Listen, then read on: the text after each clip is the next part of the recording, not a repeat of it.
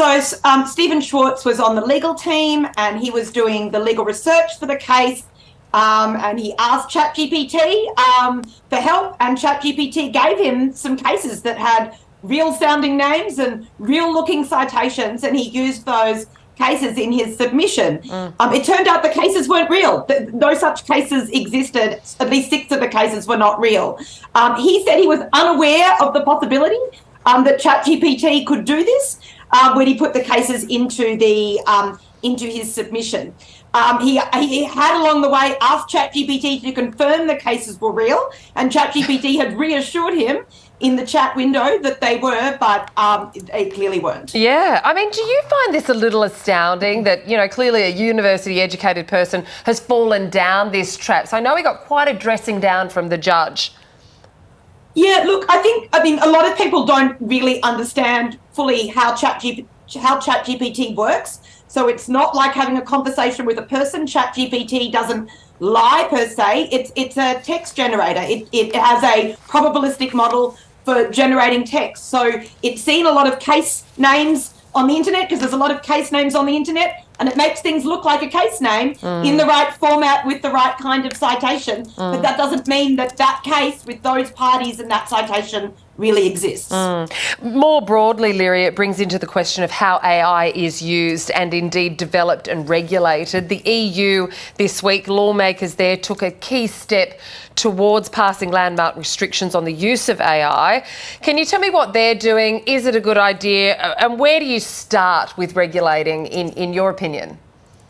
Okay, so lots of questions there. Yeah. What they're doing is essentially thinking about a particular set of technologies. So they define artificial intelligence system, and they then have a variety of rules in relation to those. So they classify them into those that are unacceptable, so particular uses of AI systems are not permitted, and then they have a sort of high risk where there's various regulation and so forth.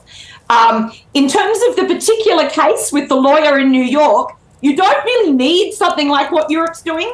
The judge in New York was able to use laws that already exist around the responsibilities of lawyers in terms of, you know, to be both competent and honest in how they present things to the court. And so those laws are already there. You don't need to regulate AI to deal with lawyers like Stephen Schwartz, who was the lawyer in that case. There are problems with the way that Europe is approaching this, a kind of define a technological concept and regulate it. Mainly because the technology will continue to evolve. So if you look at, you know, the EU law, 2 things. First of all, a lot of the things that it prohibits, it only prohibits them when AI systems are used. And of course, what they define as AI system is a current today's conception of the technology. We actually don't know what's coming down the line.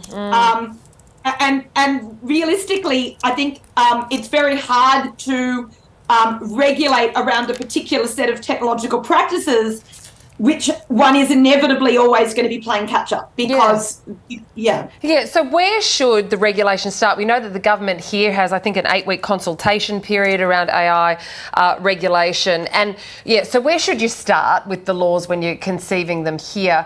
And should they be different for different areas like corporates, government, learning institutions, etc.? So here's where I would start, and there are obviously many different views on this, but my view is very simple. It's start with the problem and then look at what law already exists to deal with that problem.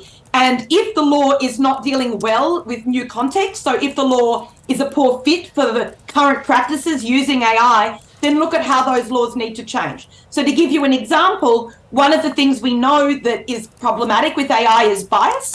We know, for example, that there are hiring algorithms that only hire men and so forth. So how do we deal with that? Well, we already have discrimination law.